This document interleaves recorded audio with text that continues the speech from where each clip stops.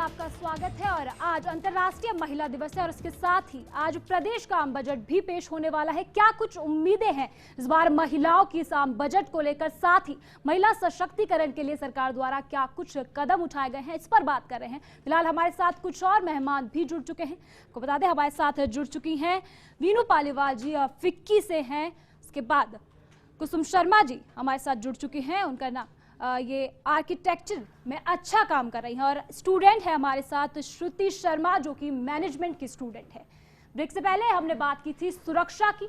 पूनम ने बताया था किस प्रकार से सुरक्षा जरूरी है, सवाल किया था। चारू जी ने मुद्दा उठाया था यहाँ सुरक्षा का। उन्हीं से जानते हैं सुरक्षा के बारे में क्या कुछ कदम यहाँ सरकार द्वारा उठाए जाएं, क्या कुछ अभी तक उठाए गए। 2 साल का कार्यकाल सरकार का पूरा हो चुका है, क्या कुछ सुरक्षा को लेकर अभी तक महिलाओं के लिए किया गया है और आगे क्या कुछ किया जाना चाहिए, क्या कुछ उम्मीदें हैं। देखिए, जहाँ तक सुरक्षा की बात है, राजस्थान की स्थिति बहुत ही दयनीय है।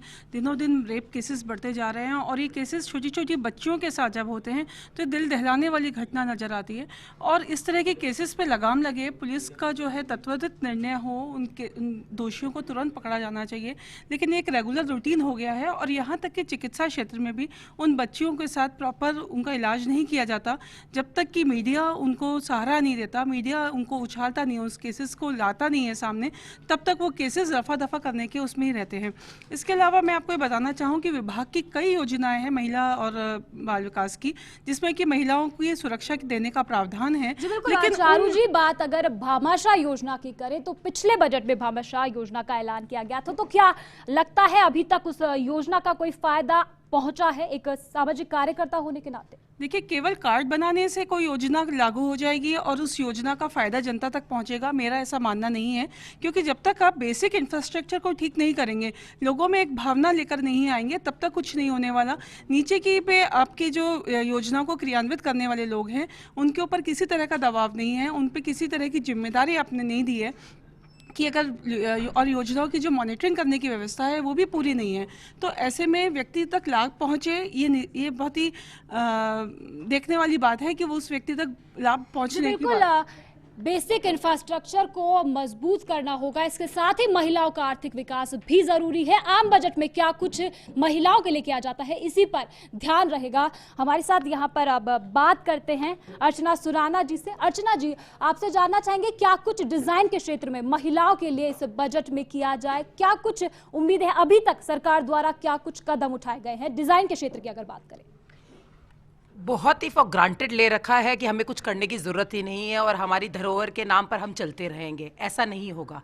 डिज़ाइन जब हम बात करते हैं तो हमारे क्राफ्ट डिज़ाइंस, जैसे आज विश्व में उन डेवलप्ड नेशंस के अंदर में जहाँ वो अपने क्राफ्ट्स खो गए हैं, आज अगर वहाँ देखेंगे, क्योंकि मैं बहुत सारे इंटरनेशनल एसोसिएशन से जुड़ी हुई, इंटरनेशनल एजुकेशन फोरम्स पे हूँ और हमारे काफ़ी एफिलिएशंस हैं, तो हमें पता लगता है उन्होंने डिज़ाइन क्राफ्ट्स नाम से नए कोर्सेज़ की शुरुआत करी है ताकि वापस वो क्राफ्ट कल्चर को ला सके और अपने अंदर की जो प्रतिभा को वापस वहाँ पर, जैसे हमने मेक इन इंडिया का इनिशिएटिव शुरू किया है, वैसे मेड इन ब्रिटेन में इस तरह का इनिशिएटिव उन लोगों ने भी शुरू किया है। तो ज़रूरत है कि जो हम हमारी इस धरोहर को बहुत फॉर ग्रांटेड ले रहे हैं और उसको एजुकेशन के साथ जोड़ नहीं रहे हैं। जो महिला सशक्तिकरण की तो बात ही करती है, स्किल डेवलपमेंट की बात करती है। हाँ। क्या वाकई आपको लगता है कि ये सिर्फ बातें की जाती है, उसका असर नहीं नजर आता है?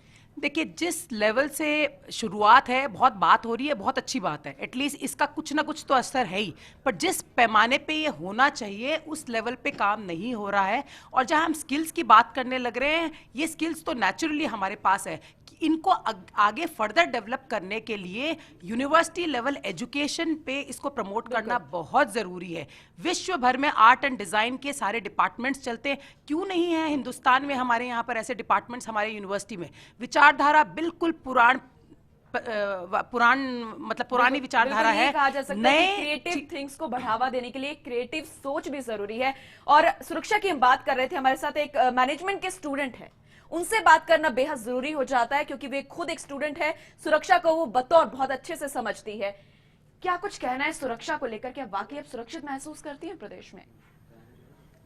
Being a girl student it's really difficult because आप कॉलेज में जाते हैं, स्कूल में जाते हैं, तो वहाँ पे कई स्कूल्स और कॉलेज कोएड्स भी होते हैं, तो वहाँ पे किस टाइप के लड़के हो, क्या हो, इसके लिए स्पेशल सिक्योरिटी और स्पेशल सुरक्षा की योजना बनानी चाहिए। आजकल काफ़ी कॉलेजेस में हमने ये योजना की आपने बात की है, अपने सर पर अगर आप लेती हैं, क्या मांग आपकी रहेगी एक महिला होने के नाते कि ये योजना महिला के लिए होनी चाहिए कि ताकि वो खुद को सुरक्षित महसूस कर सके? जैसे अब हम कॉलेज में जाते हैं तो काफ़ी कॉलेजेस के बाहर हमने ये भी देखा है कि काफ़ी लड़के खड़े रहते हैं, ईव टीजिंग और ये सब चीज़ के केसेस कॉलेजेस और स्कूल्स के बाहर बहुत ज़्यादा होते हैं।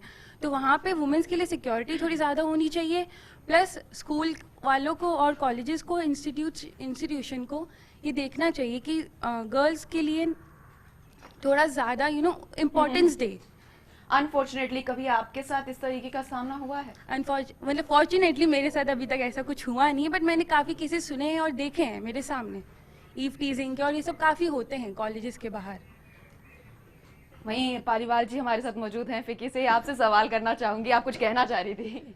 मैं कहना बहुत कुछ चाहती हूँ। जब से मैं ये सिक्योरिटी का इशू सुन रही हूँ, इनफैक्ट थोड़ा सा लेट मैं इसीलिए हो गई थी बिकॉज मैं एक स्कूल में गई थी जहाँ मैं छोटी छोटी बच्चियों को एड्रेस कर रही थी और मैं बात यही कर रही थी safety of women against violence.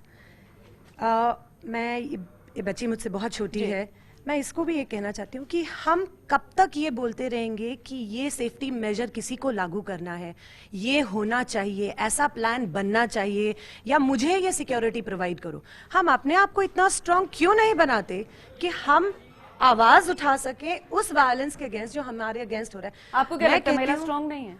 नहीं, यू आर राइट, हम स्ट्रांग नहीं है, इसीलिए हमारे अगेंस्ट वायलेंस आज भी है। देश के पीएम बोलते हैं कि महिला को सशक्त है, पुरुष को बनाने की जरूरत नहीं है। नहीं, बिल्कुल नहीं। आप घरों में जाके देखिए, झांक के देखिए, सोसाइटीज में देखिए, लोअर स्ट्रेटा, अपर स्ट्रेटा, किसी में भी देखिए, कहीं भी आप violence, I am a psychologist also so I can say this, कि जहां भी आप वायलेंस देखेंगी ना, उस वायलेंस के पीछे अगर कोई कारण है तो वो औरत की चुप्पी है, क्योंकि हम चुप रहते हैं कि समाज क्या कहेगा, इसीलिए ये सब होता है हमारे अगेंस्ट। जिस दिन आप इसके अगेंस्ट आवाज उठाएंगी, आप एक आवाज उठा के देखिए, there are 10 people who will come to your rescue and help, but if you keep quiet then people trouble you, so we have to be strong in ourselves, so this is woman empowerment। हमारे साथ है, वो भी कुछ कहना चाहती हैं। Actually मैं ये कहना चाहती हूँ कि जो लेडीज की इनसिक्योरिटी अपने बोलते हैं कि भी लेडीज इनसिक्योर है, उसके पीछे अपना समाज ही है।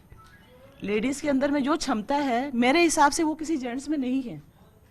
लेडीज हर चीज को बहुत बेटरली हैंडल कर सकती है, वो अपने आप को बहुत अच्छी तरह से सिक्योर कर सकती है, लेकिन हमारा समाज, हमारा परिवार उसको इस तरह से दबा के रखता है कि वो अपने आप को उभार, अपने अंदर के जो भी गट्स हैं उसको उभार नहीं पाती है।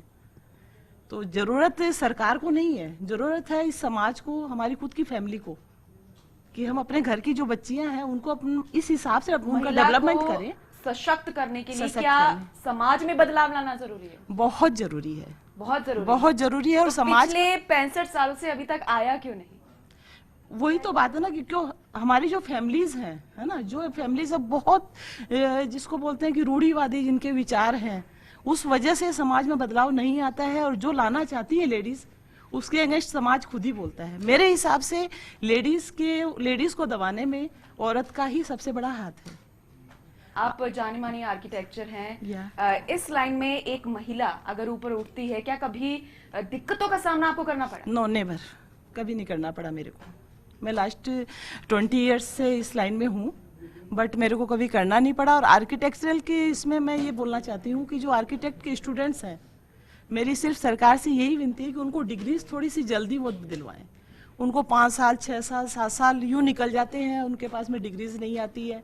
डिग्री नहीं आती है, वो प्रोजेक्ट तो कर लेते हैं, और उनको क्या होता है कि किसी दूसरे आर्किटेक्ट को हायर करना पड़ता है, भी हमारे यहाँ साइन कर दो, हमारे प्रोजेक्ट कंप्लीट हो गया। तो मेरी गवर्नमेंट से यही रिक्वेस्ट है कि वो कम से कम इस मामले में कुछ थोड़ा सा आगे तो ये उम्मीद आप गवर्नमेंट से कर रही हैं, क्योंकि काउंटडाउन शुरू हो गया है, 11 बजे बजट आने वाला है, तस्वीर पूरी साफ हो जाएगी।